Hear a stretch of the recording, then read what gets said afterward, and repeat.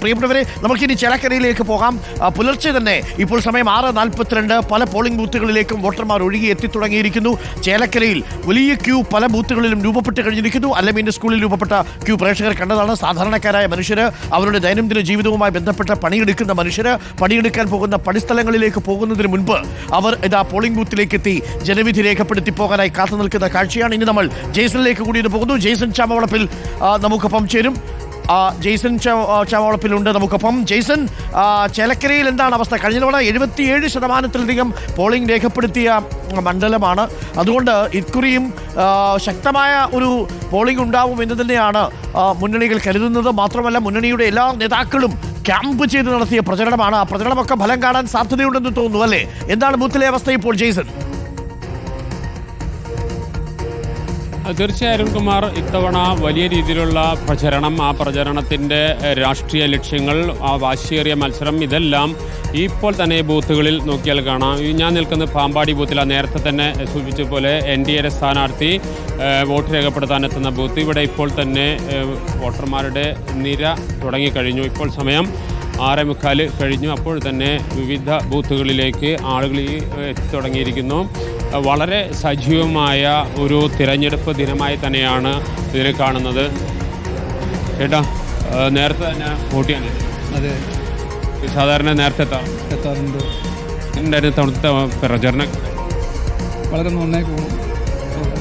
ആളുകൾ കൂടുതൽ വോട്ട് ചെയ്യാൻ മാക്സിമം ആൾക്കാരെത്തും. കഴിഞ്ഞ തവണത്തേക്കാൾ കൂടുതലെത്തും.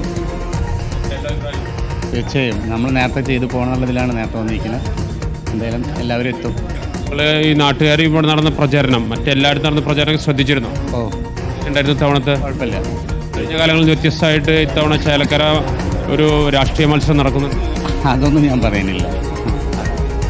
ആളുകളുടെ മനസ്സിൽ അദ്ദേഹത്തിനൊക്കെ മുഖം കണ്ടാൽ അറിയാം വോട്ട് ഇത്തവണ ചെയ്ത് നല്ല രീതിയിൽ ചെയ്തു പോകുമെന്ന. സാധാരണ ഈ തെരഞ്ഞെടുപ്പുമായി ബന്ധപ്പെട്ട് പറയുന്ന ഒരു കാര്യമുണ്ട്. ജെയ്സൺ, സാധാരണ തെരഞ്ഞെടുപ്പുമായി ബന്ധപ്പെട്ട് പറയുന്നൊരു കാര്യം, ഈ പോളിംഗ് ബൂത്തിൽ എത്തുമ്പോൾ മാത്രം ആർക്ക് വോട്ട് കൊടുക്കണമെന്ന് തീരുമാനിക്കുന്ന 5% ആൾക്കാരുണ്ട് അത്രേ. പോളിംഗ് ബൂത്തിൽ എത്തുന്നത് വരെ മനസ്സെപ്പോഴും ചാഞ്ചാടിക്കൊണ്ടിരിക്കും. ആ ചാഞ്ചാടിയ മനുഷ്യരെ പോളിംഗ് ബൂത്തിൽ എത്തിക്കഴിഞ്ഞിട്ടായിരിക്കും വോട്ട് ഉറപ്പിക്കുക എന്നാണ്. ക്യൂവിൽ നിൽക്കുന്ന സമയത്ത് പല കാര്യങ്ങളും ആലോചിക്കും. ഈ ചങ്ങാതി എനിക്ക് എന്ത് തന്നു, ഈ വരാൻ പോകുന്ന ചങ്ങാതി എന്തെങ്കിലും തരുമോ ഈ പഞ്ചായത്തിനും അല്ലെങ്കിൽ ഈ മണ്ഡലത്തിനും. അങ്ങനെ പോളിംഗ് ബൂത്തിൽ നിൽക്കുമ്പോൾ അവസാന നിമിഷം തീരുമാനമെടുക്കുന്ന 5% വോട്ടർമാരുണ്ടെന്നാണ് പറയുന്നത്. 5-ൽ എനിക്ക് തോന്നുന്നു 10 പേരിങ്ങനെ നിൽക്കുമ്പോൾ, അത് 20 പേര് നിൽക്കുമ്പോൾ അതിലൊരാൾ അങ്ങനെ ചിന്തിക്കുന്ന ആളായിരിക്കും. അപ്പോൾ പോളിംഗ് ബൂത്തിൽ വലിയ ക്യൂ ഒക്കെ ഉണ്ടെങ്കിൽ ആ തീരുമാനം എടുക്കാനുള്ളൊരു സമയം കൂടിയുണ്ട്. എന്തായാലും ചേലക്കരയിൽ കനത്ത പോളിംഗ് നമ്മൾ ഇക്കുറി പ്രതീക്ഷിക്കുന്നു. ജെയ്സൺ, എന്ത് തോന്നുന്നു? കഴിഞ്ഞ തവണത്തെ 77.40% എന്നുള്ളത് ഇക്കുറി മറികടക്കാനുള്ള സാധ്യതയുണ്ടോ ജെയ്സൺ? അരുൺകുമാർ, നേരത്തെ പറഞ്ഞതിനോട് കൂട്ടിച്ചേർക്കാനുണ്ട്. ഞാൻ അത്തരത്തിൽ പല തെരഞ്ഞെടുപ്പുകളിൽ വോട്ട് ചെയ്തിട്ടുള്ള ഒരാളാണ്.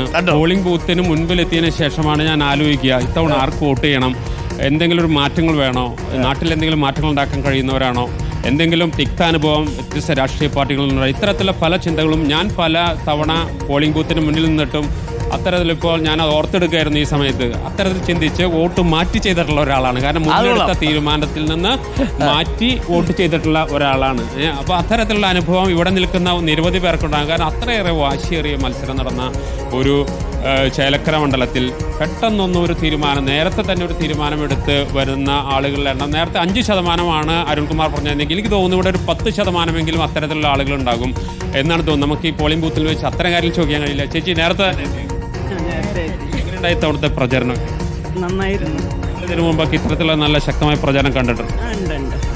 ഇത്തവണ എന്തായാലും ഉഷാറായ മത്സരമാണ് ആണെന്ന് വിചാരിക്കണം. ഓക്കെ, അതുകൊണ്ട് നേരത്തെ എത്തി.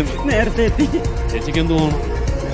ഓക്കെ ജെയ്സൺ, അപ്പോൾ ഉഷാറായി നടക്കട്ടെ. ജെയ്സന്റെ പോളിംഗിൽ ബൂത്തിൽ വളരെ ശക്തമായ പോളിംഗ് കാണുമെന്ന് നമ്മൾ പ്രതീക്ഷിക്കുന്നു. ഇനി